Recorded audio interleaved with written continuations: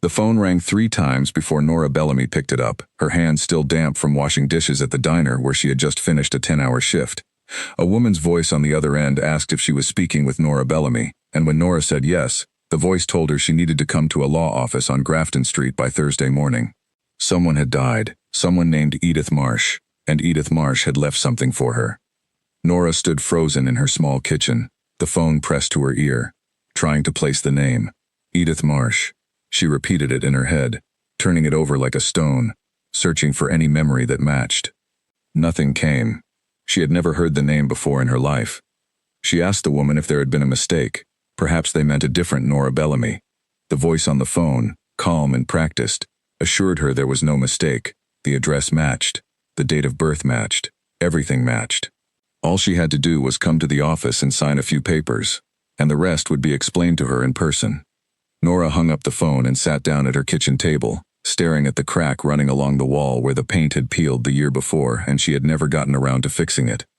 She lived alone in a small rented flat above a shoe repair shop, the kind of place where the pipes groaned at night and the heating never quite worked in winter. She had grown used to being forgotten by people.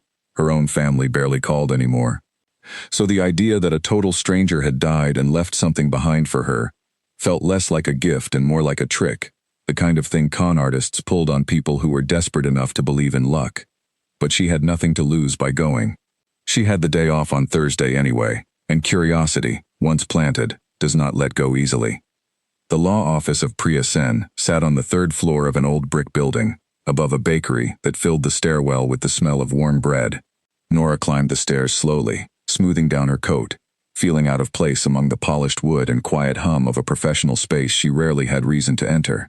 Priya Sen greeted her at the door with a firm handshake and an expression that gave nothing away. She was a woman in her 40s with sharp eyes and a calm, measured way of speaking, the kind of person who had delivered difficult news to strangers many times before and had learned not to let it show on her face. She led Nora into a small office and gestured for her to sit. On the desk between them lay a folder, thin and unremarkable, and beside it, a sealed envelope, yellowed slightly with age, the edges soft from handling.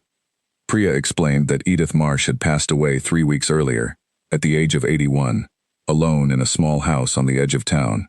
She had no children, no living siblings, and according to neighbors, very few visitors in her final years. When her will was read, it contained only 2 names outside of a handful of small charitable donations. One was Nora's. The other belonged to a man Edith had listed only by a nickname, a man known simply as the Duke. Nora blinked, certain she had misheard. She asked Priya to repeat it, and Priya did, without change, without hesitation. The Duke. That was the only name given for the second beneficiary, along with a note stating that his true identity would be revealed once both parties were present. Nora felt something tighten in her chest. She had no connection to nobility, no wealthy relatives, nothing that would explain why a woman she had never met would leave her anything at all, let alone tie her inheritance to a mystery man with a nickname instead of a real name. Priya slid the folder across the desk. Inside was a short letter from Edith's estate, stating that the sealed envelope could only be opened in the presence of both named parties, together, in this office. Edith had been very specific about that condition. It was written into the will itself, with legal weight behind it. Nora could not read it alone, no matter how badly she wanted to tear it open right there. Nora's fingers hovered over the envelope, feeling the texture of the paper, the slight weight of it, as if the answer might seep through her skin if she touched it long enough. She asked Priya if she knew who the Duke was. Priya said she did not yet. Locating him was part of her job, and she assured Nora it would not take long. Edith had left behind enough information, small details scattered through old letters and papers, to make the search possible. Before Nora left the office that day, Priya handed her a copy of a photograph found among Edith's belongings. It showed a much younger Edith standing beside a large stone house, her arm linked with another woman's, both of them laughing at something outside the frame. On the back, in faded ink, were 3 words, "Never forget us." Nora carried the photograph home in her coat pocket, and that night, she could not stop looking at it. She did not recognize the house, the second woman, or anything about the scene, and yet something about Edith's face, the way she smiled with her whole body leaning into the moment, made Nora feel an ache she could not explain. It was the ache of missing someone she had never actually known. She thought about calling her brother, Callum, the only family she had left who still occasionally answered the phone. They had not spoken in months. not since their last argument over their mother's things after the funeral. But something about this, about a sealed letter tied to a name and a nickname, made her want to hear a familiar voice, even one that had grown distant and sharp over the years. She dialed his number and waited. It rang 4 times before he picked up, his voice flat, guarded, the way it always was when she called unannounced. She told him about the law office, about Edith Marsh, about the mysterious man called the Duke. She expected him to dismiss it, to tell her it was probably some scam or mistake, the way he dismissed most things she brought to him lately. Instead, there was a long pause on the line, long enough that she thought the call had dropped. When he finally spoke, his voice had changed, quieter, more careful. He asked her to repeat the name, Edith Marsh. He asked if she was certain that was the name. Nora said yes, certain, and asked why it mattered, why his voice had gone strange the moment she said it. Callum was quiet again. Then he told her it was probably nothing, a coincidence, an old name from their mother's past that meant nothing now. But the way he said it, too fast, too dismissive, told Nora he was lying. She knew her brother well enough to recognize when he was hiding something behind a wall of forced calm. She pressed him, asked if their mother had ever known someone named Edith. Callum's answer came sharp and final. He said he needed to go, that he had somewhere to be, and before she could ask another question, the line went dead. Nora sat with the phone still in her hand, staring at the photograph on the table in front of her, the 2 smiling women frozen in a moment decades old. Never forget us. The words felt heavier now, less like a sentimental note and more like a warning, or perhaps a plea. She thought about the man called the Duke, whoever he was, somewhere out there, unaware that his name, or the shadow of it, was about to collide with hers. She wondered if he would feel the same confusion she did, the same unsettling sense that a stranger had reached out from beyond death to tie 2 lives together for reasons neither of them yet understood. 3 days later, Priya Sen called again. Her voice carried a note of quiet satisfaction, the voice of someone who had found what she was looking for. She had located him. His real name was Duke Whitfield, a businessman in his early 40s who lived on the other side of the city, in a world of quiet wealth and careful privacy. A man who, according to the few public records Priya could find, had spent the last several years keeping almost entirely out of sight. He had already been contacted. He had already agreed to come. The meeting was set for the following week. Nora hung up the phone and looked again at the photograph resting on her table, at the 2 young women whose laughter had been captured decades before either of their lives had even begun. She did not know yet what secret waited inside that sealed envelope, or what kind of man Duke Whitfield would turn out to be, but she understood, with a certainty that settled deep in her chest, that once that letter was opened, nothing about her life, or her family's past, would ever look the same again. That night she barely slept. She lay in the dark with the photograph propped against her lamp, studying the stone house behind Edith and her friend, trying to guess where it might be. It looked old, grand in a way that did not belong to anyone she knew. Her own family had never lived anywhere close to grand. Her mother had raised her and Callum in a rented house with a leaking roof, working long shifts at a laundry service until her hands cracked from the chemicals. There had never been stone houses or linked arms or laughter caught forever on film. If her mother had once known someone like Edith Marsh, she had never once mentioned it. Nora tried to remember anything her mother might have said, some passing comment, some name dropped into a conversation and forgotten. But her mother had died 2 years earlier after a short illness, and most of her stories had died with her. Whatever secret Callum was protecting now belonged only to him, and he clearly had no intention of sharing it easily. She thought about her job at the diner, the long hours on her feet, the manager who barely looked at her twice, the customers who never learned her name. It was a small life, an ordinary one, and she had made peace with that a long time ago. She did not need excitement. She needed rent money, and a quiet place to rest her feet at the end of the day. And yet here was this envelope, this stranger, this nickname hanging in the air like a riddle she had not asked to solve. Part of her wanted to walk away from the whole thing, to tell Priya Sen she had changed her mind, that she did not want whatever inheritance came tangled with secrets her own brother refused to speak of. But a stronger part of her, the part that had spent years being overlooked, being the last one told anything, wanted answers more than she wanted peace. She thought of the man called the Duke, imagining him in a large office somewhere, perhaps annoyed at being dragged into a stranger's unfinished business, perhaps just as confused as she was. She wondered what kind of person earned a nickname like that, and what kind of connection he could possibly have to a quiet old woman who died alone with only 2 names in her will. When morning came, she went to work as usual, carrying the photograph in her coat pocket like a secret of her own. Between orders, she found herself touching the pocket without meaning to, feeling the shape of the folded paper beneath the fabric, a small reminder that somewhere out there, threads from her past and a stranger's past were being pulled slowly together, and soon, she would have no choice but to see where they led. The car was already parked outside the law office when Nora arrived, sleek and dark, out of place on a street lined with faded shop fronts and cracked pavement. She slowed her steps, staring at it, wondering if it belonged to the man she was about to meet. Inside, Priya Sen greeted her with the same calm expression as before, but this time she was not alone. A man stood near the window, his back turned, looking down at the street below. He was tall, dressed in a dark coat that fit him too well to be anything but expensive, his shoulders set in the stiff, guarded posture of someone who did not enjoy being watched.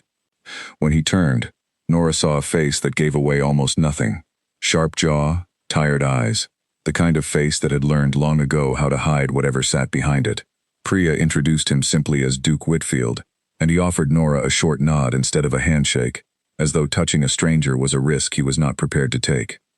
Nora sat across from him at the small round table Priya had set up in the corner of her office, the sealed envelope resting between them like something alive. For a long moment, neither of them spoke. Duke studied her the way a man studies an unfamiliar problem, searching for the shape of it before deciding how to approach. He finally asked her, in a voice low and controlled, whether she had known Edith Marsh. Nora shook her head and told him the truth, that she had never heard the name before the phone call that brought her here. She asked him the same question, and for a moment, something flickered across his face, gone before she could name it. He said he had known an Edith once, a long time ago, though he was careful with his words, giving her nothing more than the bare shape of an answer. He did not say how he knew her, or when, or why the connection had lasted long enough to earn him a place in a dead woman's will. Priya cleared her throat gently and reminded them both that the envelope could now be opened, since both named parties were present, as the will required. She placed a letter opener on the table between them and stepped back, giving them the illusion of privacy even though she remained close enough to witness whatever came next. Nora looked at Duke, and Duke looked at the envelope, and for a moment it seemed neither of them wanted to be the one to reach for it first. Finally, Nora picked it up, her fingers trembling slightly as she slid the opener beneath the seal. The paper gave way with a soft tear, and inside, she found several pages covered in careful, looping handwriting. The ink faded but still legible. She began to read aloud, her voice unsteady at first, then growing firmer as the words carried her forward. Edith wrote that if this letter was ever opened, it meant she was gone, and that the two people sitting together to read it deserved to know a truth she had carried alone for far too long. She wrote that many years ago, she had been close friends with a young woman whose life became tangled with tragedy, a woman whose family paid a price that was never fully repaid. She wrote that this woman had asked her, before everything fell apart, to make sure certain wrongs were someday made right, even if it took decades, even if she herself did not live to see it happen. Edith did not name the woman directly in this first page. Instead, she wrote that the truth was too large to fit into a single letter, and that she trusted the two people reading these words to find the rest of it themselves, piece by piece, the way she herself had spent years piecing it together. She mentioned a stone house on the edge of town, one that had since fallen into disrepair, and a set of old letters she had kept locked away in a drawer, letters that would explain far more than she ever could in her final months of failing health. She wrote a name, a single name, belonging to a man long dead, a man both Nora and Duke needed to learn about if they wanted to understand why their lives had been quietly bound together. The name was Walter Combs's father, a man called Edmund Combs. Duke's reaction was immediate and unmistakable. His jaw tightened, his hands curled slightly on the table, and for the first time since Nora had met him, something like real emotion broke through the careful mask he wore. He asked Priya, sharply, if she knew anything more about this Edmund Combs, and Priya, startled by the shift in his tone, admitted she did not, that the name had appeared nowhere else in Edith's paperwork. Nora asked Duke if the name meant something to him, and for a long moment, he said nothing at all. When he finally spoke, his voice had dropped lower, quieter, the anger replaced by something closer to old grief. He said that Edmund Combs had been a business partner of his own father, decades ago, before Duke was even born, and that their partnership had ended badly, in ways his family never spoke of openly.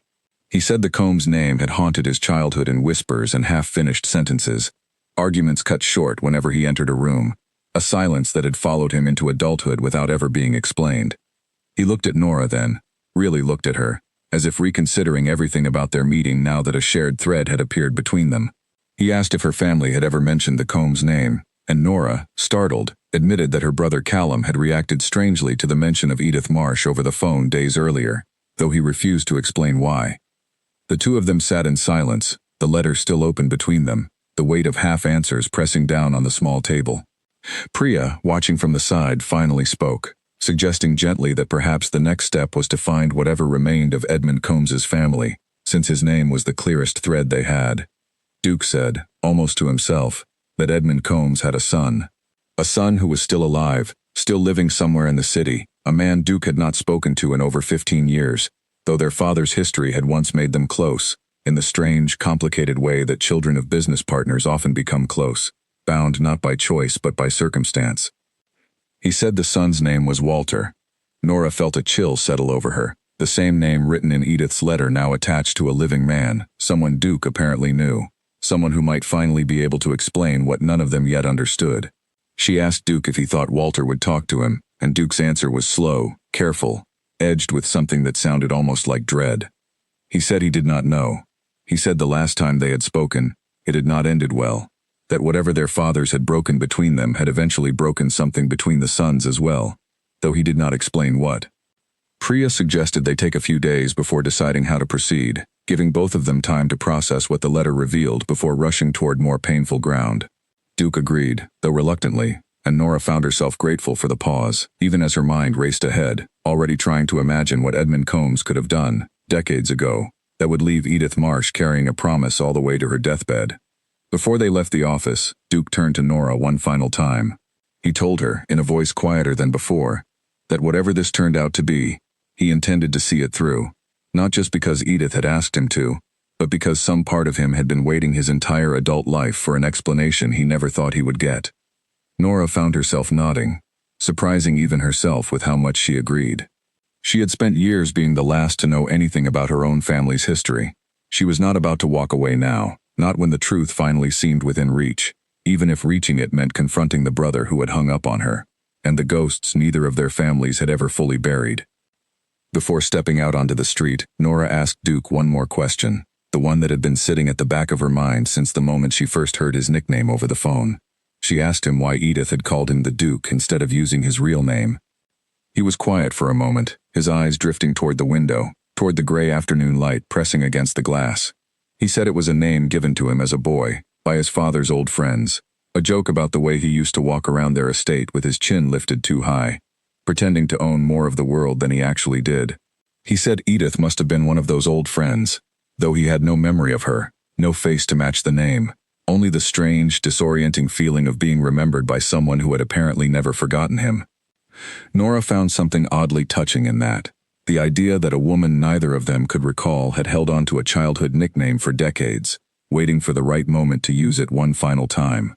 She wondered what else Edith had held on to, quietly, patiently, while the rest of the world moved on without noticing.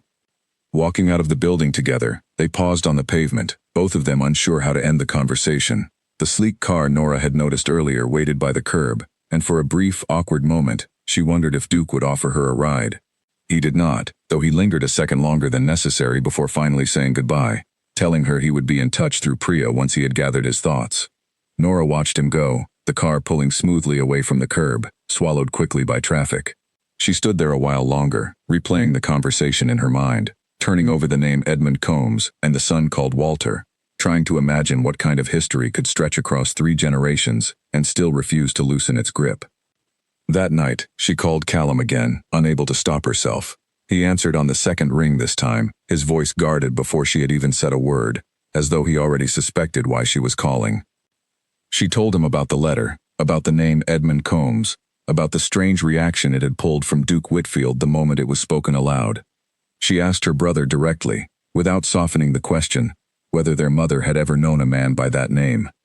The silence on the line stretched long enough that Nora thought he might hang up again. When he finally spoke, his voice sounded tired in a way she had never heard from him before, worn down, as though he had been carrying something heavy for far longer than she realized.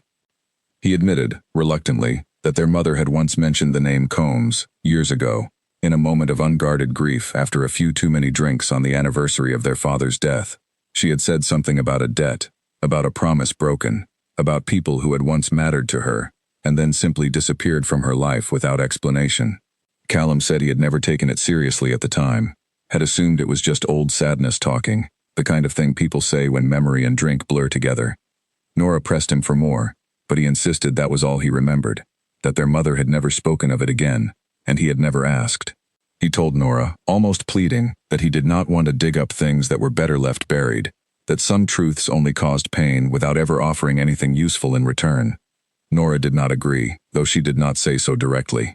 She thanked him for telling her what he remembered and hung up the phone, sitting for a long while in the quiet of her flat, the photograph of Edith and her friend still propped against the lamp, watching her from across the room like a silent witness to everything unfolding. She thought about Walter Combs, a man she had never met, carrying his own half of a story neither he nor Duke seemed eager to revisit.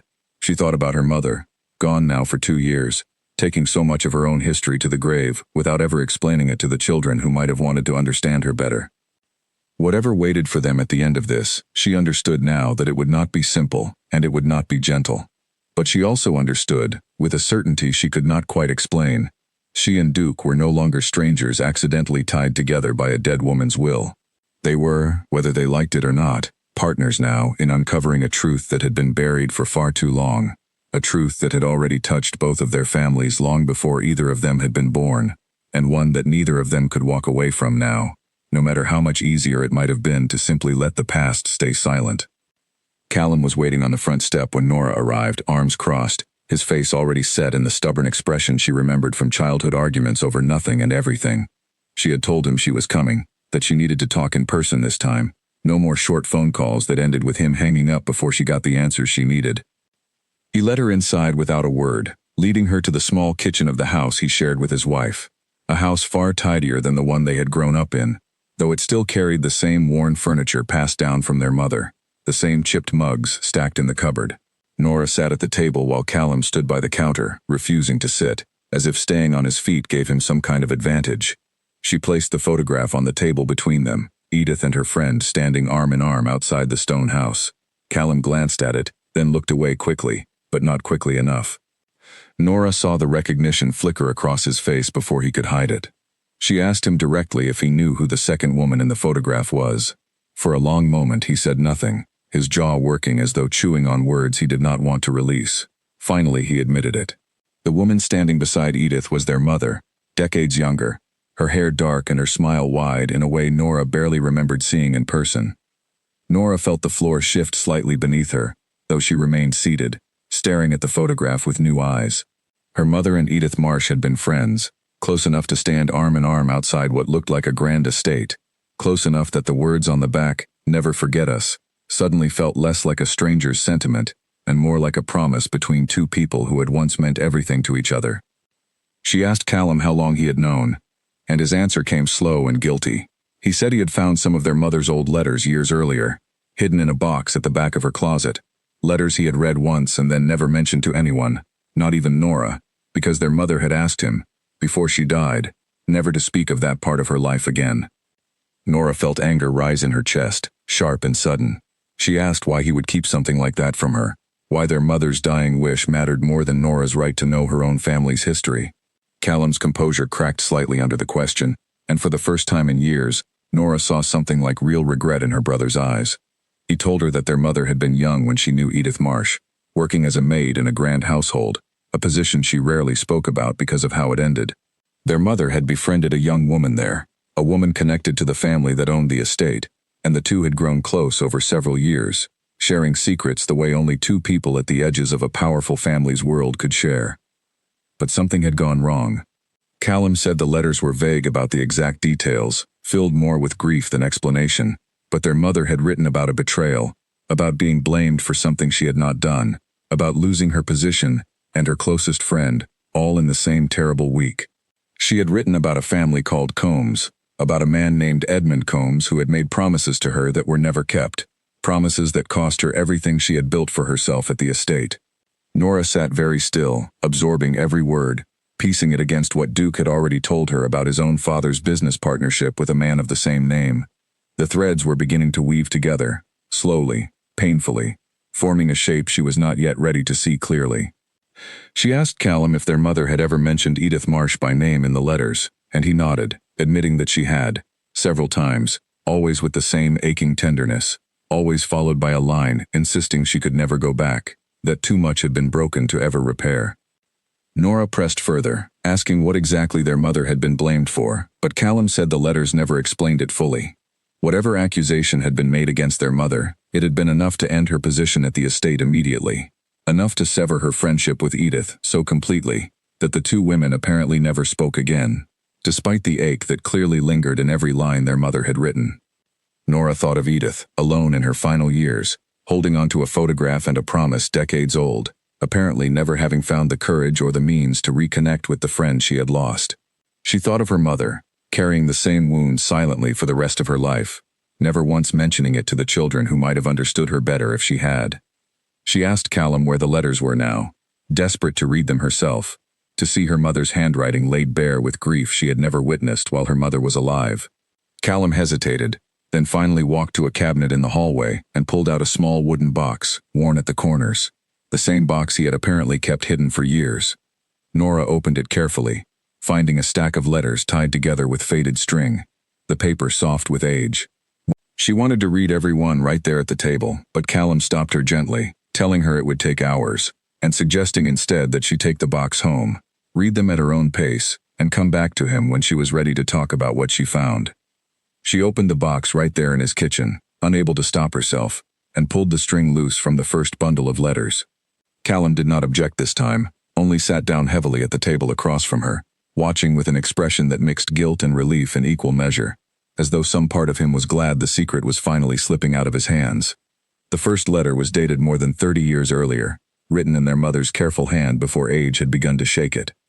She wrote about the grand house on Ashfield Lane, about long hallways and a garden she tended in the early mornings before the family woke, about a friendship that had bloomed unexpectedly with a young woman named Edith who worked in the same household, though in a different position, closer to the family than their mother had ever been allowed to get.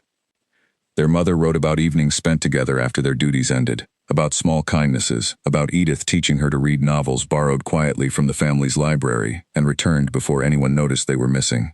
She wrote about laughter shared in the kitchen garden, about dreams of a life beyond service, dreams that felt possible only because she had someone beside her who believed they could come true. Later letters grew heavier.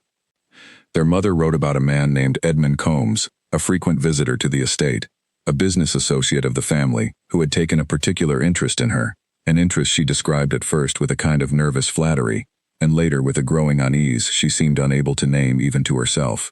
She wrote that Edmund had made promises, vague but persistent, about helping her leave service altogether, about a better position, a better life, if only she trusted him. Nora read on, her chest tightening with each page, watching her mother's handwriting shift from hopeful to frightened to devastated across the span of only a few months. Something had happened, something the letters circled around without ever naming directly, an incident involving Edmund Combs that their mother clearly could not bring herself to write plainly, even to Edith, even in the privacy of her own hand. Whatever it was, it ended with accusation. Their mother wrote that she had been blamed for something, called a thief, though she swore over and over across page after page that she had taken nothing, that Edmund himself had placed something in her belongings to protect his own reputation when his behavior toward her came under question by the family. She wrote that no one believed her, that the family dismissed her without a reference, without a chance to defend herself, and that Edith, caught between loyalty to her friend and fear of losing her own position, had not been able to stop it. The final letter in that bundle was the hardest to read. Their mother wrote to Edith one last time, not in anger, but in a grief so quiet and complete it made Nora's hands tremble holding the page. She forgave Edith for her silence, understanding the impossible position she had been placed in, but she wrote that she could not stay in contact any longer, that the pain of remembering everything she had lost was too great to carry alongside a friendship that reminded her of it every day. Nora set the letter down and looked up at Callum, who was staring at the table, his own eyes glassy in a way she had never seen from her brother before. He said quietly that reading those words for the first time had broken something in him, had made their mother into a different person entirely, no longer just the tired, quiet woman who raised them, but someone who had once been young and hopeful and terribly betrayed by a man with more power than conscience. Nora asked him where the wooden box had come from, how their mother's letters had ended up hidden rather than simply kept among her other belongings. Callum explained that he had found the box tucked behind a loose panel in the closet, clearly placed there deliberately, meant to be found only by someone who went looking rather than someone who stumbled upon it by accident. Their mother, it seemed, had wanted the truth preserved, even if she could never bring herself to speak it aloud while she lived. Before she left, Nora asked him one final question, the one that had been building in her chest since the moment he confirmed their mother knew Edith Marsh. She asked why, if he had known all of this for years, he had reacted so strongly on the phone the first time she mentioned Edith's name. Callum's answer came quiet, almost ashamed. He said that reading those letters had changed how he saw their mother, had made him understand a sadness in her that he had never been able to name as a child, a sadness that colored every memory he had of her after that. He said he had wanted to protect Nora from that same weight, to let her keep the simpler, gentler memory of their mother instead of burdening her with grief that belonged to a life she never got to see. Nora understood, even as frustration lingered beneath the understanding. She left his house with the wooden box tucked carefully under her arm, the photograph back in her coat pocket, her mind spinning with questions that seemed to multiply the closer she got to answers. That evening, she called Duke, unable to wait until their next scheduled meeting. She told him what she had learned, about their mother's friendship with Edith, about the betrayal tied to Edmund Combs, about the letters now sitting on her kitchen table waiting to be read in full. Duke listened in silence, and when she finished, he told her he had made progress of his own. He had reached out to Walter Combs, reluctantly, uncertain of what kind of reception he would receive after 15 years of silence between them. To his surprise, Walter had agreed to meet, though his tone on the phone had been guarded, almost wary, as if he too sensed that whatever conversation waited between them would not be an easy one. Duke told Nora that hearing Walter's voice again had pulled him backward through time, back to summers spent as boys running through the grounds of the same estate their mothers had once written about, back before either of them understood the weight their fathers carried between them.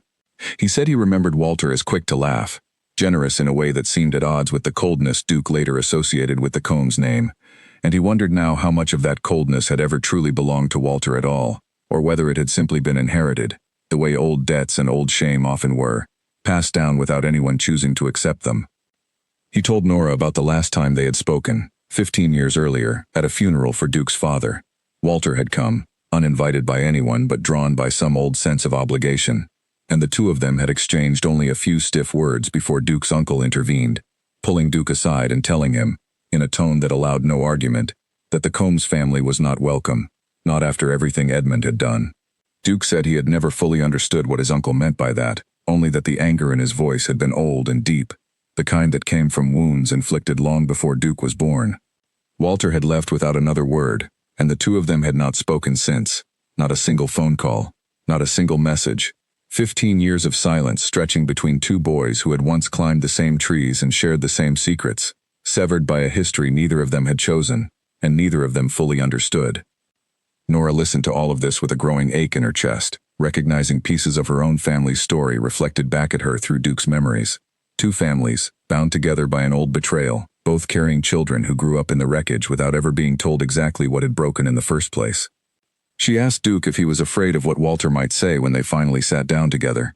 He was quiet for a long moment before answering, and when he did, his voice carried an honesty she had not heard from him before. He admitted that he was not afraid of learning the truth about his father. He was afraid of learning that his father was not the man Duke had always believed him to be, a fair and reasonable man, remembered fondly by everyone who had known him in business circles, respected in every corner of the world Duke had grown up in. If Edmund Combs had truly done what the letters suggested, if he had ruined a young woman's life and reputation to protect his own name, then everything Duke thought he knew about his family, about the foundation his own comfortable life had been built upon, would need to be reconsidered entirely. It was one thing to inherit wealth, it was another thing to inherit it built, even partly, on someone else's ruin. Nora told him she understood that fear better than he might realize, having spent the last several hours reading her own mother's grief laid bare across page after page of careful handwriting.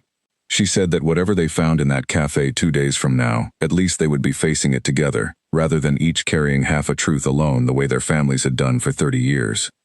Duke told Nora he had arranged the meeting for 2 days later, at a quiet cafe far from either of their usual circles, neutral ground for a conversation neither of them fully wanted to have. He asked if she would come with him, and though it was not her history directly tied to Walter's father, Nora found herself agreeing without hesitation. That night, She sat at her kitchen table long after midnight, the box of letters open in front of her, reading her mother's careful, looping handwriting by the dim light of her lamp. Line by line, she began to understand the shape of a woman she had never truly known, a woman who had loved deeply, lost suddenly, and carried the wound in silence for the rest of her life, rather than risk reopening it. By the time she finally closed the box and turned off the lamp, the first hints of dawn were creeping through her window, and Nora understood, with a clarity that settled deep and heavy in her chest, that the meeting with Walter Combs in 2 days would not simply answer old questions. It would decide whether the wounds carried by 2 families across 3 generations could finally begin to heal, or whether they would only tear open further, dragging everyone still living into a reckoning none of them had asked for, but all of them, in the end, could no longer avoid. Walter Combs was already seated when Nora and Duke arrived at the cafe, a cup of untouched coffee in front of him, his hands folded tightly on the table as though holding himself together by force. He looked older than Nora expected, his face lined in a way that spoke of long hours and heavier worries, though his eyes, when they met Duke's, still carried a flicker of the boy Duke had once described running through summer grounds without a single care. Duke sat down across from him, and for a long moment, neither man spoke. Nora took the seat beside Duke, feeling like an intruder on a reunion that clearly carried more weight than either of them had prepared for. Walter finally broke the silence, his voice rough, asking Duke why, after 15 years of nothing, he had suddenly called wanting to talk. Duke did not soften the answer. He told Walter about Edith Marsh, about the sealed letter, about the name Edmund Combs written plainly on its pages, tying their fathers together in a story neither of them had ever been told. Something shifted in Walter's expression at the mention of Edith's name, a flicker of recognition that mirrored the reaction Duke himself had shown days earlier. He admitted, quietly, that he knew the name, that his own father had mentioned Edith Marsh once, years before his death, in a rare moment of drunken honesty that Walter had never fully understood until now. Nora leaned forward, unable to stay silent any longer. She told Walter about her mother, about the maid who had worked at the same estate, about the letters describing promises made and broken, about an accusation of theft that had ended her mother's position and destroyed her closest friendship in the same terrible week. Walter's face went pale as she spoke. When she finished, he was quiet for a long time, staring down at his untouched coffee, as though searching for the courage to speak. Finally, he told them what he knew, piece by painful piece, filling in the gaps that neither Edith's letter nor their mother's grief had been able to fully explain. His father, Edmund Combs, had indeed pursued a young maid at the estate, the same woman Nora now knew as her mother, with promises he never intended to keep. When she began to resist his advances, understanding finally that his intentions were not honorable, Edmund had grown desperate to avoid any scandal that might reach his business partners, particularly Duke's father, whose reputation and financial backing Edmund depended on heavily at the time. Walter said his father had planted a small but valuable item among the maid's belongings, staging its discovery in front of the estate's owners, ensuring she would be dismissed immediately and discredited before she could ever speak the truth about his behavior toward her. It had worked exactly as Edmund intended. The family believed the theft without question, and the maid was gone within a day, her reputation destroyed, her friendship with Edith severed by fear and circumstance neither of them had chosen. Nora felt tears sting her eyes, decades of unexplained grief in her mother's letters suddenly given full shape and cause. She asked Walter how he knew all of this, how a story so carefully hidden had ever reached him at all. He admitted that his father had confessed it to him once, years later, in the final stages of illness, when guilt had finally overtaken whatever pride had kept him silent for so long. Walter said he had never told anyone, had carried the shame of his father's actions alone, unsure what to do with a truth that implicated a man he had otherwise loved and respected his entire life. Duke asked the question that had clearly been building in his chest since the moment Walter began speaking. He asked if his own father had known, if Duke's father had been aware of what Edmund had done, and had simply allowed it to happen in order to protect their business partnership. Walter hesitated, and that hesitation alone gave Nora and Duke their answer before he even spoke. He said his father had confessed that Duke's father discovered the truth shortly after the maid's dismissal, discovered it and said nothing, choosing silence over scandal, choosing profit over justice, allowing an innocent woman's life to remain destroyed rather than risk his own reputation and the success of his business ventures with Edmund Combs. Duke sat back in his chair, his face draining of color, the careful composure he usually wore cracking fully apart for the first time since Nora had met him. He said nothing for a long while, staring at some point beyond the cafe window, lost somewhere in the wreckage of everything he had believed about his father. Nora reached out instinctively, placing her hand over his on the table, the gesture surprising them both. He did not pull away. Instead, he let out a long, unsteady breath, and when he finally spoke, his voice was raw in a way she had not heard from him before. He said he had always believed his father to be an honorable man, respected by everyone, remembered fondly across every circle Duke had grown up moving through. To learn that this respect had been built partly on silence, on the deliberate ruin of an innocent woman's life, shattered something in him that he did not yet know how to name. Walter, watching the two of them, finally spoke again, his voice thick with an apology 15 years overdue. He said he understood now why their fathers had wanted the Combs and Whitfield families to stay separated, why the silence at Duke's father's funeral had felt so absolute. It was not old business rivalry that had kept them apart all these years. It was shared guilt, buried deep enough that neither family dared risk it surfacing through their children's friendship. Nora asked what had happened to Edith after that, why she had spent decades apparently alone, holding on to a promise made to a friend she never spoke to again. Walter admitted he did not know the full answer, though his father had mentioned once that Edith had tried, years later, to reach out to Duke's father directly, demanding some form of justice for what had happened, some acknowledgement, some restitution for the woman whose life had been ruined to protect his reputation. He said Duke's father had refused to meet with her, had dismissed her attempts entirely, and that Edith, unable to fight a powerful family alone, had eventually given up the pursuit, though clearly she had never truly let it go, carrying the promise instead in silence until her final years, when she finally decided to act the only way she still could, through the two people whose lives had been shaped, without their knowledge, by that same old betrayal. The three of them sat together in the cafe long after their drinks had gone cold, the noise of the world continuing outside the window while inside, three lives quietly rearranged themselves around a truth that had waited far too long to surface. Nora thought of her mother's careful handwriting, of Edith's smiling face frozen in an old photograph, of the words written on its back that now felt less like sentiment and more like a final instruction, a task left unfinished across 2 generations. "Never forget us," Edith had written.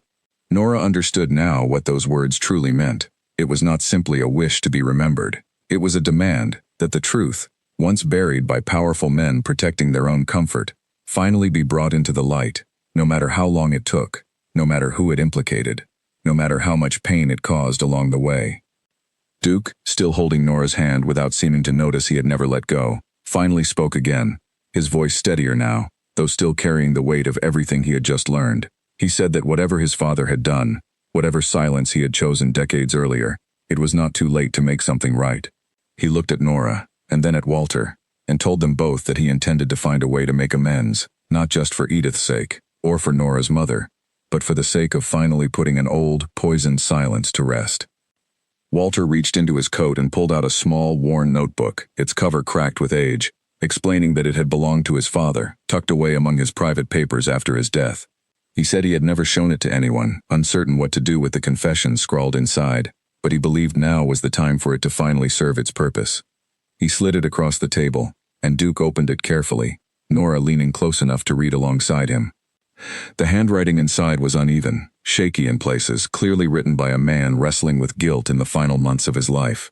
Edmund Combs had written about the maid by name, calling her a kind and honest woman who deserved none of what he had done to her. He wrote about the item he planted among her belongings, describing it in detail, a small silver brooch belonging to the lady of the house, chosen specifically because its absence would be noticed immediately, and its discovery would leave no room for doubt in anyone's mind. He wrote that he had told himself, in the years that followed, that it was a small price for a young woman to pay compared to the business empire he was protecting, an empire that eventually supported hundreds of families through the years, as though scale alone could excuse what he had taken from one woman to build it. But in his final months, with death approaching and his body failing him, that justification had crumbled entirely, leaving him only with the plain, unbearable fact of what he had done and who he had hurt to do it. Nora read the words twice, feeling something settle inside her chest, a mixture of grief for her mother and a strange, unexpected relief. For years, she had known her mother carried sadness she never explained, moments of quiet withdrawal that Nora, as a child, had never understood. Now she finally had the shape of that sadness laid bare in another man's handwriting, confirming everything her mother's letters had only hinted at through careful, restrained language. Duke closed the notebook slowly, his hands lingering on its cracked cover. He asked Walter if there was anything else, any other detail his father had left behind, that might help them understand what had truly happened, or what could still be done to address it.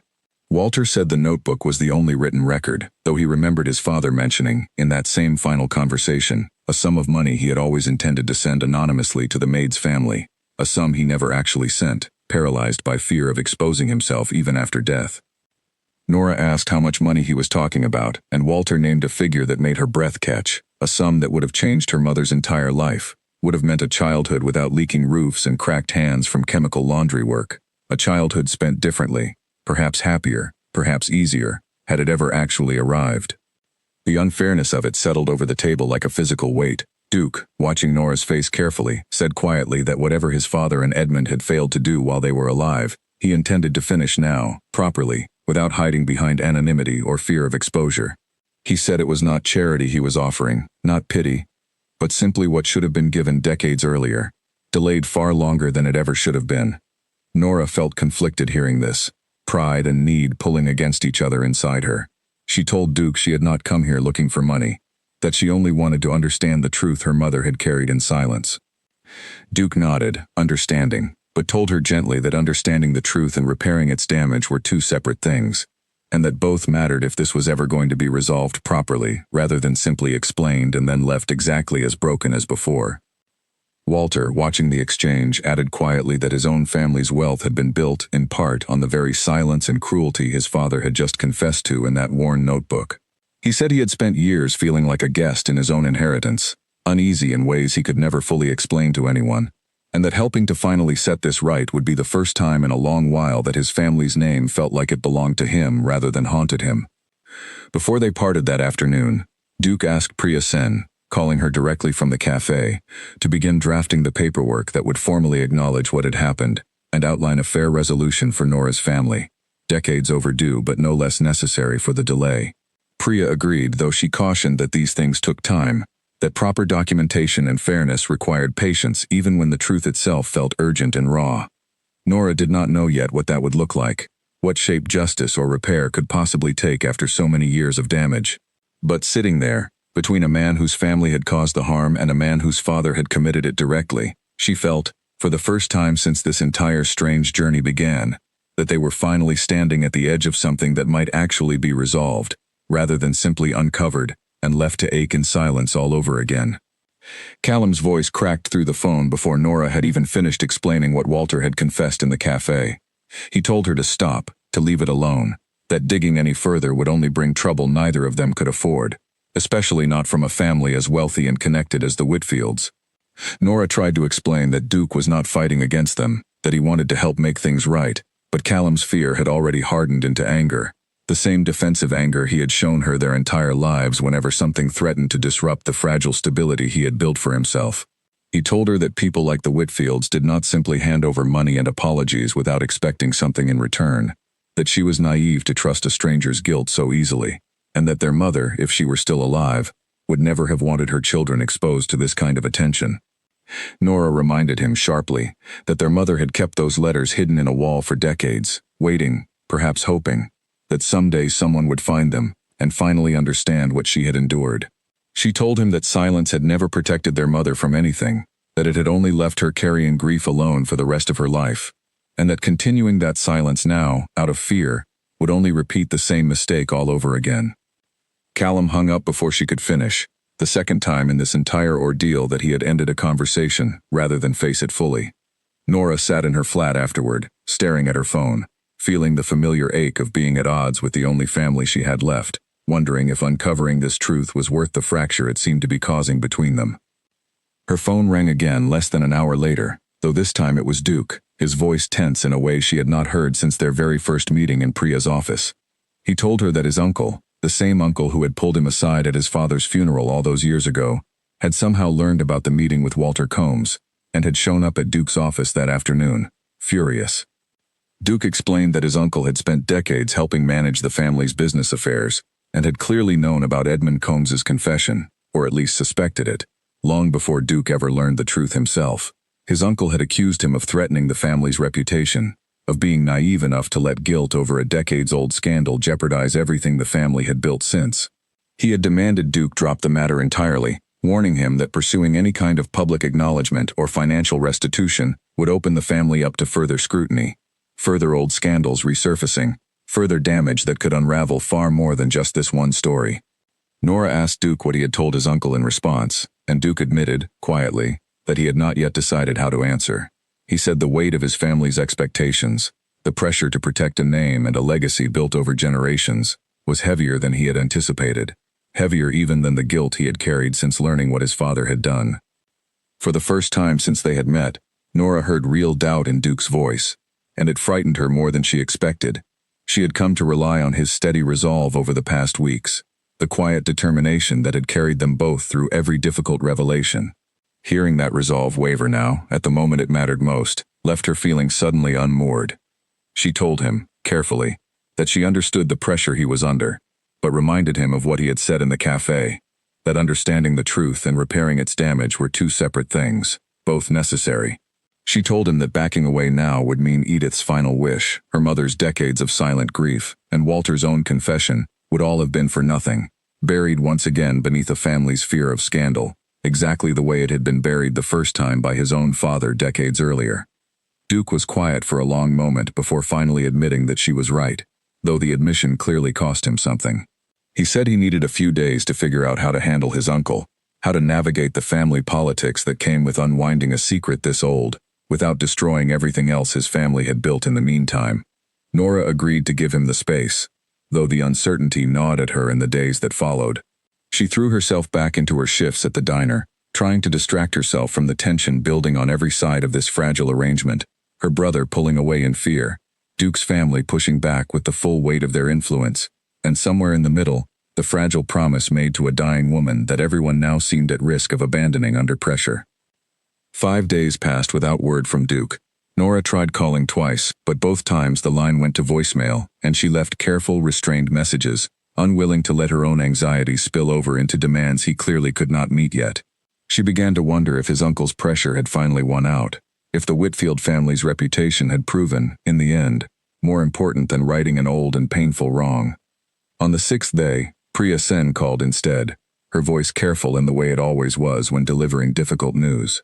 She told Nora that Duke's legal team had reached out, requesting a delay on the paperwork, citing complications within the family that needed to be resolved before anything could move forward.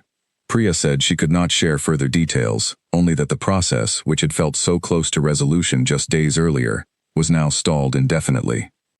Nora felt something collapse quietly inside her chest, not quite surprise but a familiar, weary disappointment. The same disappointment she had carried through years of being overlooked by people with more power and more choices than she ever had.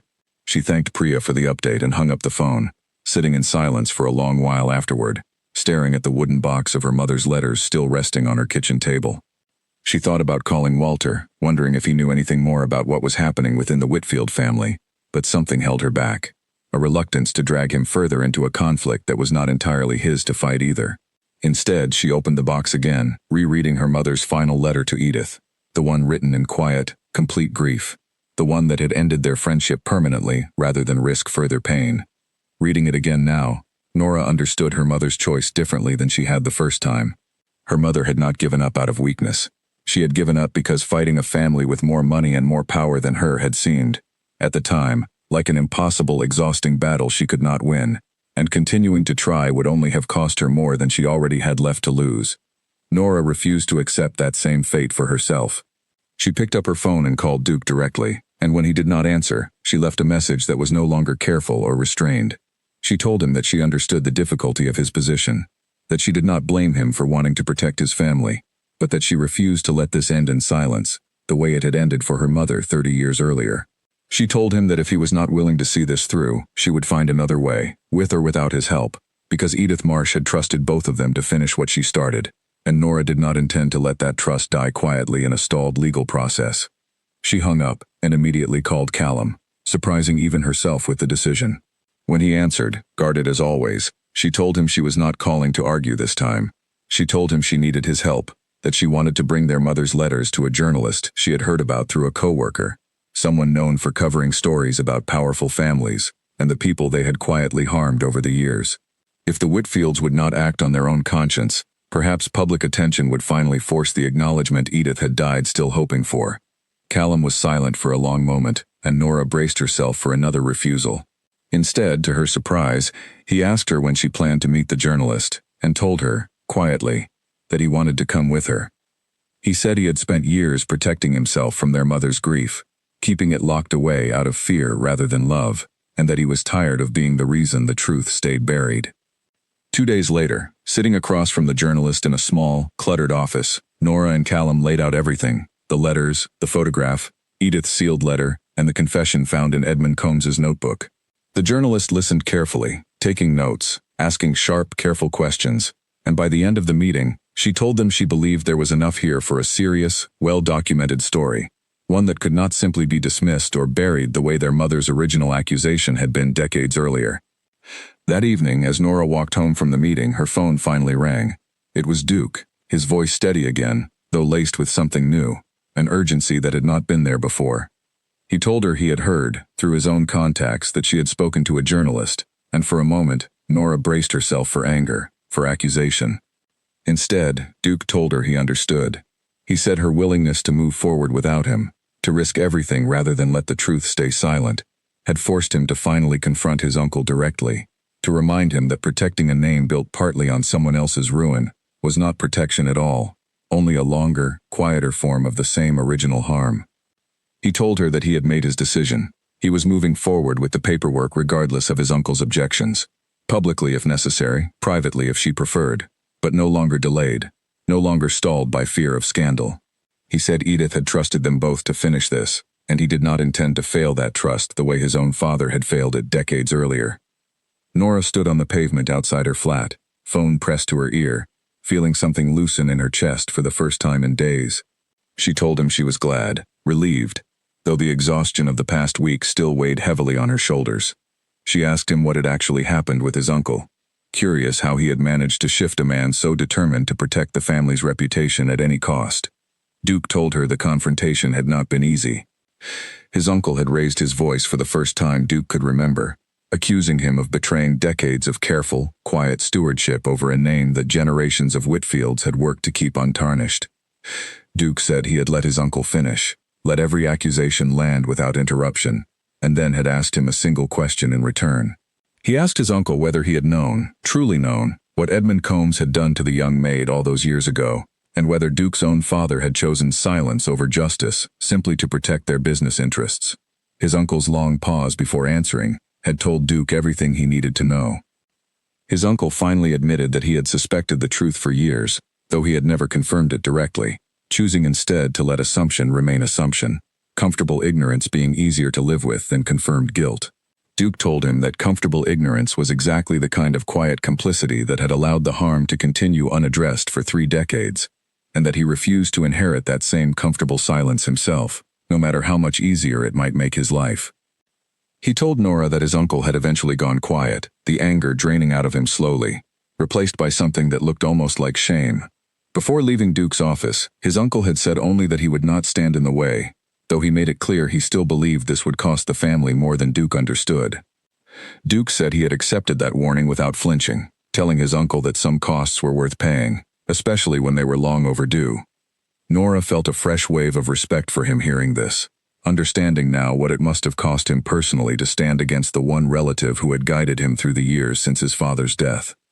She told him she was proud of him, the words slipping out before she could soften them into something less direct, and on the other end of the line, she heard him exhale slowly, as though her words had eased something tight in his chest. They agreed to meet the following morning, along with Priya and Walter, to finally move the paperwork forward without further delay.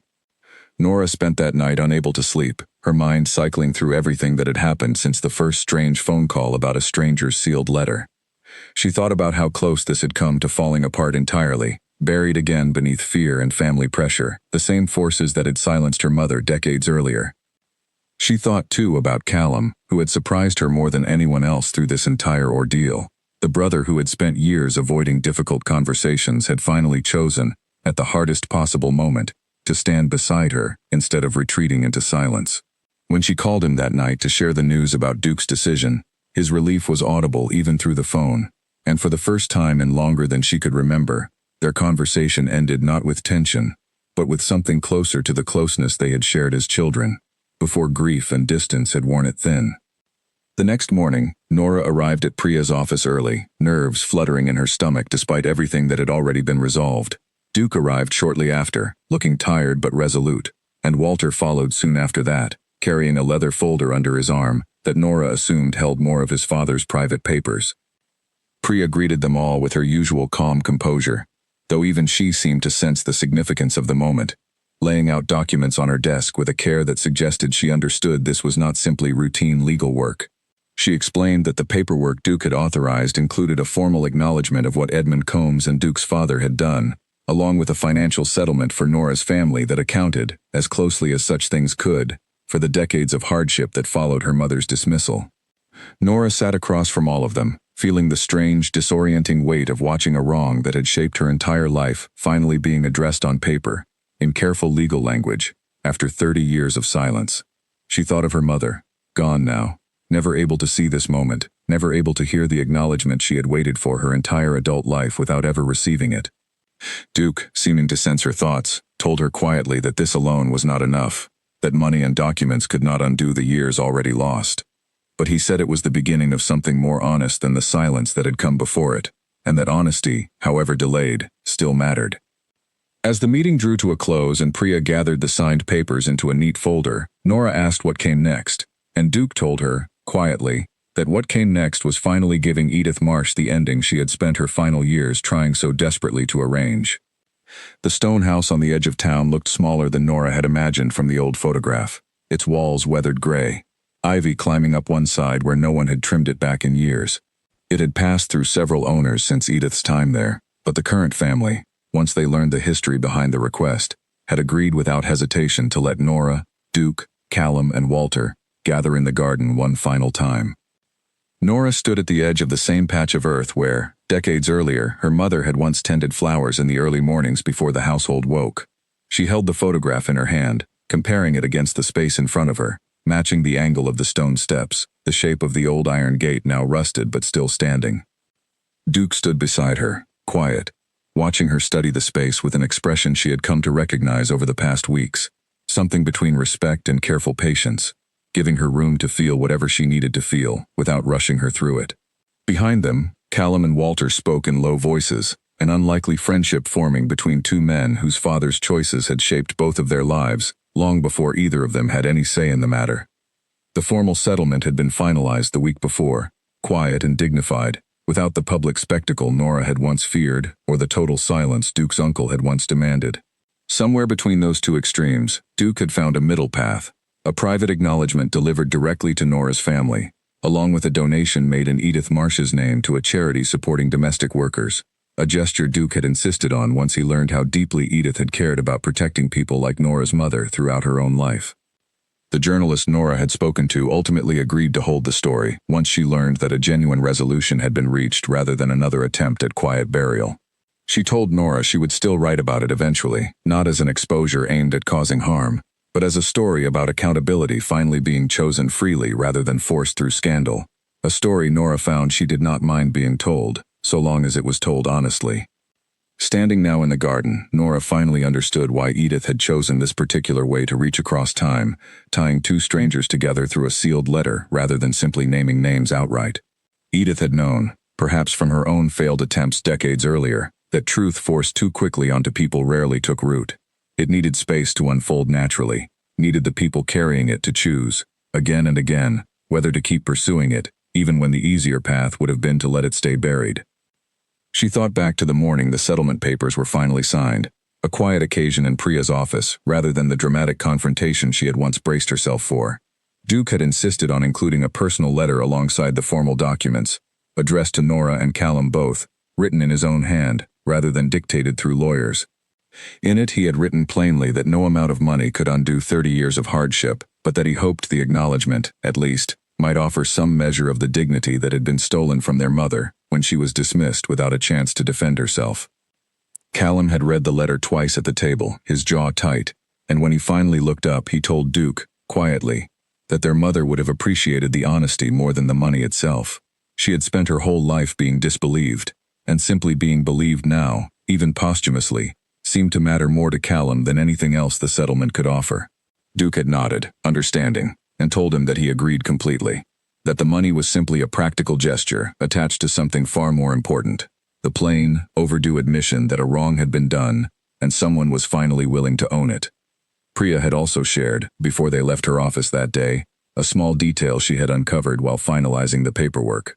Edith Marsh, in the years before her death, had quietly donated a portion of her modest savings every year to a fund supporting former domestic workers who had lost their positions under questionable circumstances, always giving anonymously, never once claiming credit or recognition for herself. It was, Priya suggested gently, Edith's own quiet way of trying to repair the harm she had witnessed but never fully corrected during her lifetime, a private penance carried out in the dark for years before she ever found the two people who could finally help her finish the task properly, in the open, where it could actually matter. Nora had cried hearing that detail, imagining Edith alone in her small house for decades, still trying in her own limited way to make amends for a friendship she had lost, and a wrong she had never been able to fully undo. It made the garden they now stood in feel even more significant, a final chapter to a story Edith herself had spent years quietly writing, one small act of care at a time, long before Nora or Duke had ever known her name. Callum approached her quietly, holding something in his hands, a small potted plant, its leaves a deep, healthy green. He told her he had brought it as a gift for the garden, a small living thing to plant where their mother had once worked. A way of leaving something behind that would keep growing long after all of them had gone home. Nora felt tears rise unexpectedly at the gesture, surprised by how much it moved her. This simple offering from a brother who had spent most of his adult life avoiding exactly this kind of vulnerability. Together they knelt in the soil and planted it, Duke and Walter joining them without needing to be asked, all four of them working the earth with their bare hands until the small plant sat firmly rooted where Edith and Nora's mother had once shared their quiet mornings together, decades before any of them had been born. When they finished, Nora sat back on her heels, brushing dirt from her palms, looking around at the garden, at the old stone house, at the three men beside her who had each, in their own way, chosen to carry a truth forward rather than let it die in silence. She thought of Edith one final time, imagining her somewhere beyond all of this, finally at peace, her last promise to a lost friend finally honored, however many decades too late. Nora had also given notice at the diner the week before, though not because of the settlement money alone. Priya had mentioned, almost in passing, that her office was looking for an assistant, someone organized and steady who could help manage the kind of delicate family matters that occasionally crossed her desk.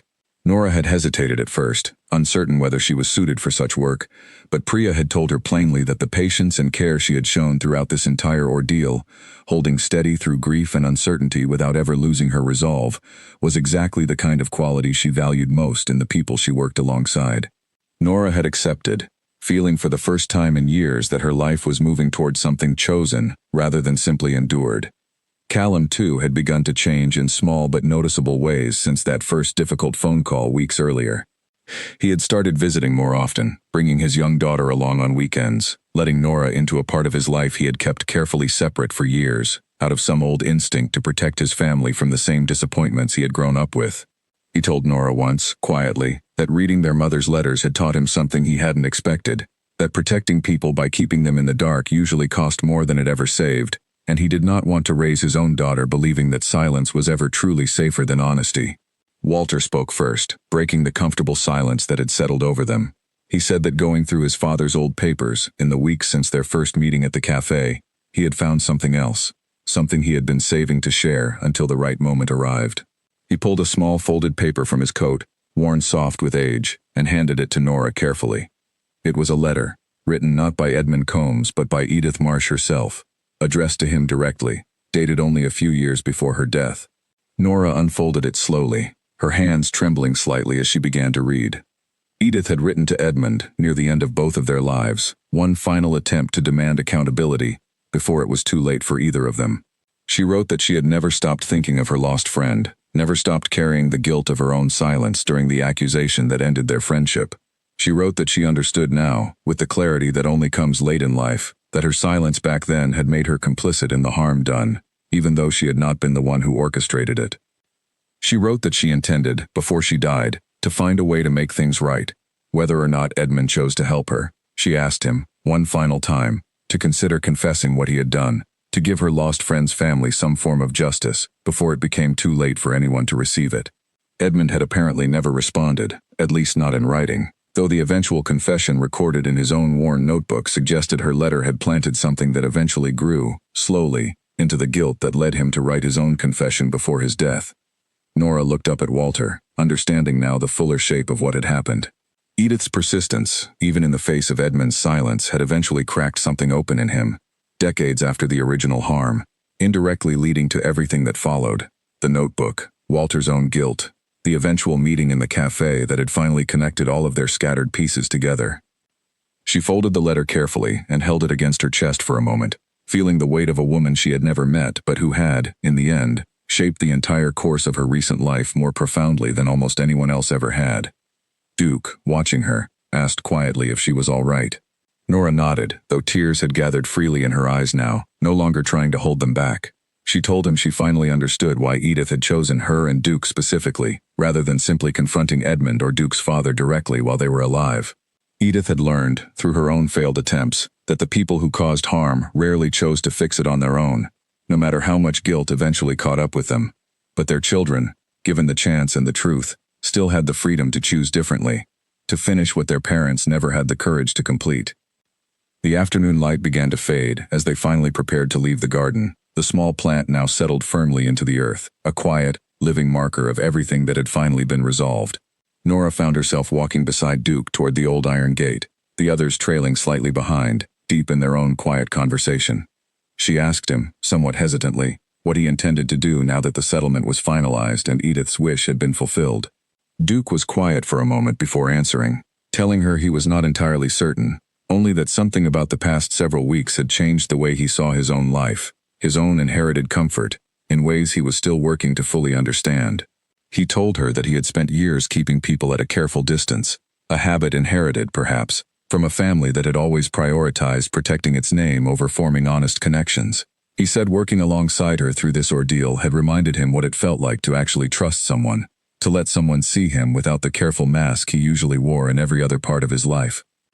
Nora felt her heart quicken slightly at his words, surprised by how much they mirrored her own feelings she had not fully allowed herself to examine amid everything else happening around them. She told him, carefully, that she had felt something similar. An unexpected closeness formed, not despite the difficulty of their shared task, but somehow because of it. Two strangers bound together first by a dead woman's letter, and now by something that felt, increasingly, like it might become far more personal. They reached the iron gate and paused there together, the fading light casting long shadows across the garden behind them. Duke reached out and gently took her hand, the same gesture she had offered him weeks earlier in the cafe, when his composure had first cracked apart. This time it was his turn to offer comfort, and something more besides, an unspoken acknowledgement of everything that had shifted quietly between them since that very first awkward meeting in Priya Sen's office. Nora did not pull away. Standing there in the fading light, beside the garden where her mother's friendship with Edith had once bloomed and later broken, she felt, for the first time in longer than she could remember, that something good and lasting might finally be beginning, built not on secrets and silence, but on truth finally spoken aloud, and a promise, 30 years overdue, finally, fully honored. Behind them, Callum called out that he and Walter were heading back to the car, giving the two of them a moment longer in the garden without saying so directly. Nora smiled, catching the small kindness in her brother's gesture, another quiet sign of how much he had changed since this all began. She turned back to Duke, who was still watching her with an openness she had rarely seen from him before, the careful mask he once wore now set aside entirely. He told her he did not want to rush anything, that he understood how much both of their lives had already been upended by everything that happened over the past several weeks, and that he was content simply to see where things went between them, slowly, honestly, without any of the old family pressures that had once controlled so much of his life. Nora appreciated the honesty, telling him she felt the same, that she had spent enough of her life being pulled along by other people's expectations, and did not want whatever grew between them to start that way either. They walked together toward the gate where Callum and Walter waited, the small newly planted greenery behind them settling quietly into the darkening garden, a living reminder of everything that had finally been resolved. Nora glanced back once more before stepping through the gate, imagining, just for a moment, two young women standing arm in arm in that same spot decades earlier, laughing at something just outside the frame of an old photograph, unaware of everything that would follow, but perhaps trusting, in whatever quiet way people trust the future, that somehow, eventually, things would come right again. As they drove away from the old stone house, the evening settling soft and blue over the town, Nora found herself thinking not of endings, but of beginnings. Her mother's grief had finally been spoken aloud. Edith's promise had finally been kept.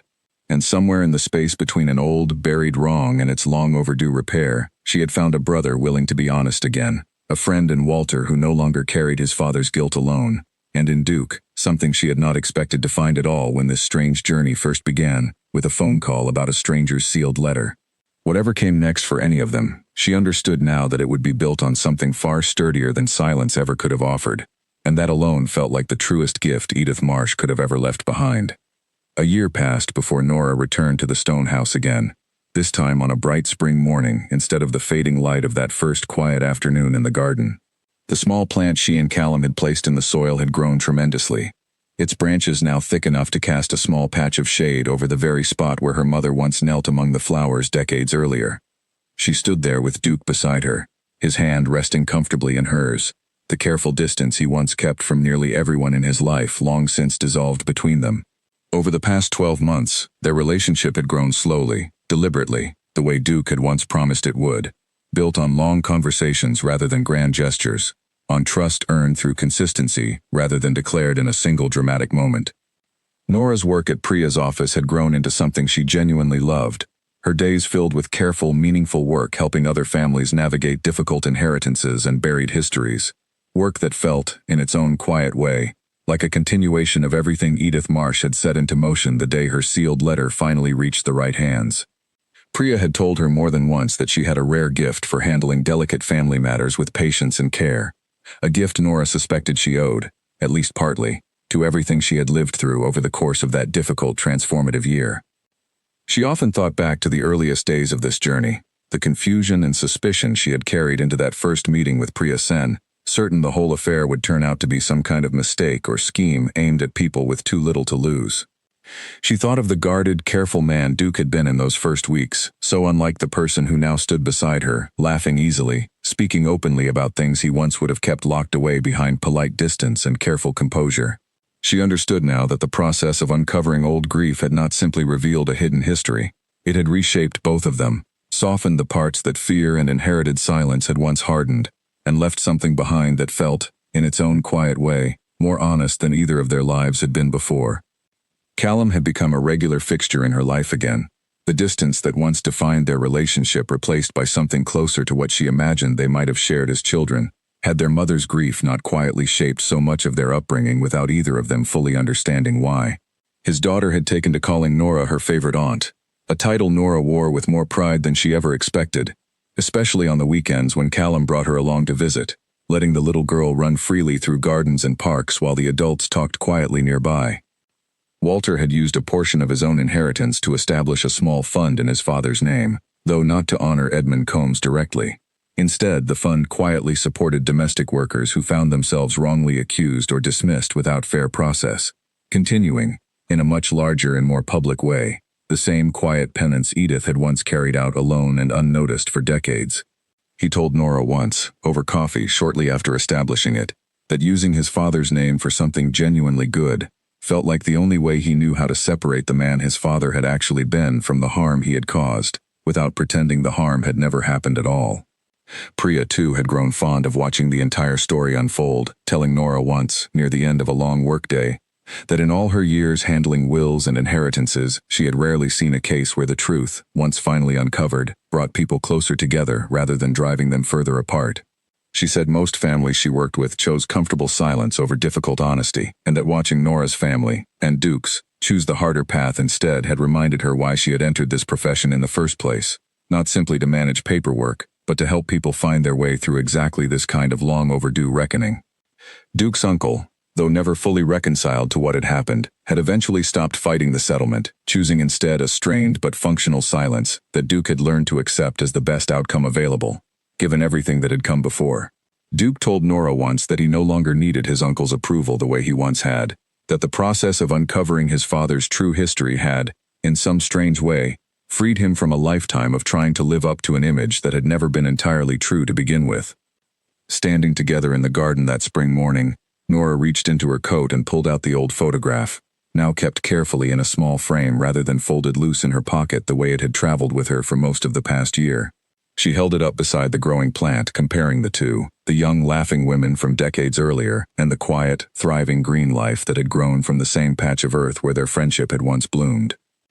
Duke asked her, gently, if she ever thought about what Edith would say if she could see all of this now, the settlement finalized, the families slowly healing, the garden thriving where old wounds had once festered in silence.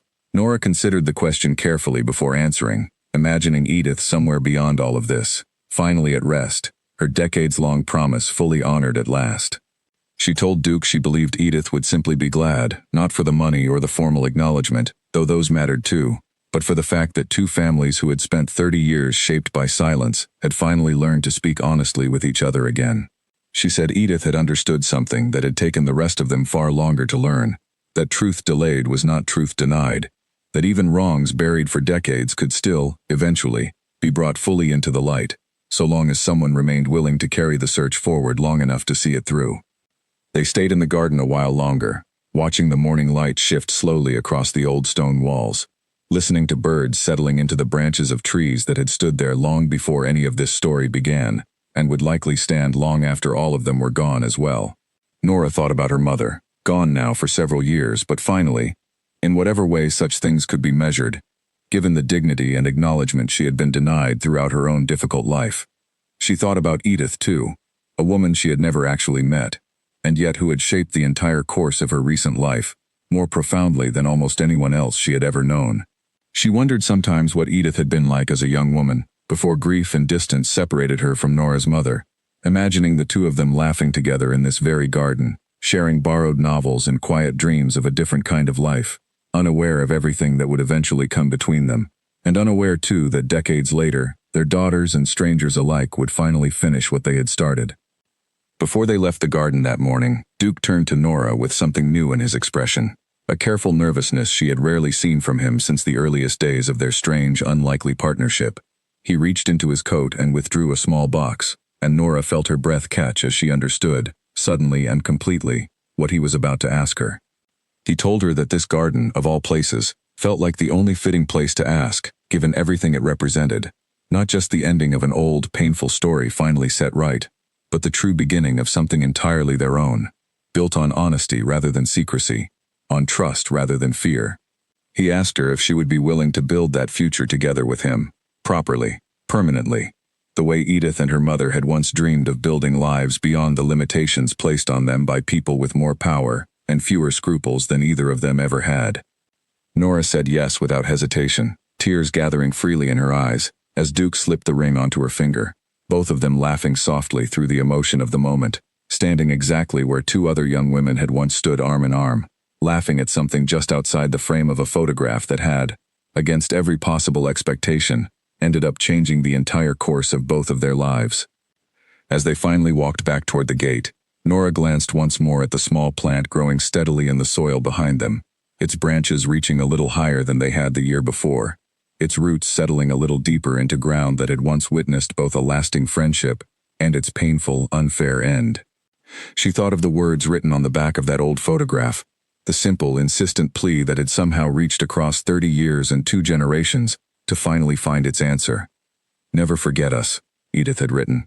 Nora understood now, standing in that garden with a ring on her finger, and a life finally built on truth rather than silence, that she never would. And more than that, she understood that remembering was never meant to be an ending in itself, but a beginning, a way of carrying forward everything good that had been lost, so that it might finally, after everything, be allowed to grow again. Later that evening, Nora sat with Callum on his porch, sharing the news of her engagement while his daughter chased fireflies across the small front lawn. Callum hugged her tightly, telling her their mother would have loved Duke, not for his wealth or his family name, but for the steady, careful way he treated Nora, the same steadiness their mother had always hoped her children might someday find for themselves. He told her he finally felt, for the first time since their mother's death, that their small, fractured family was whole again, not because the past had been erased, but because they had finally learned to carry it together instead of alone. Nora looked out at the darkening sky, thinking of everything that had led her to this quiet, contented moment, a stranger's death, A sealed letter. A name that meant nothing until it meant everything. She thought of Edith Marsh, a woman who had spent her final years quietly engineering a reckoning she would never live to witness herself, trusting entirely in the choices of two strangers she had never even properly met. It struck her, sitting there in the warm evening air, that some of the most important gifts a person could leave behind were not things at all, but simply the courage to finally tell the truth, and the faith that someone, eventually, would be willing to carry it forward. She squeezed her brother's hand and watched his daughter's small figure dart happily across the grass, chasing light in the gathering dark, and felt, for the first time in longer than she could remember, that the story her mother had once been too afraid to finish had finally, after 30 long years, been given the ending it always deserved.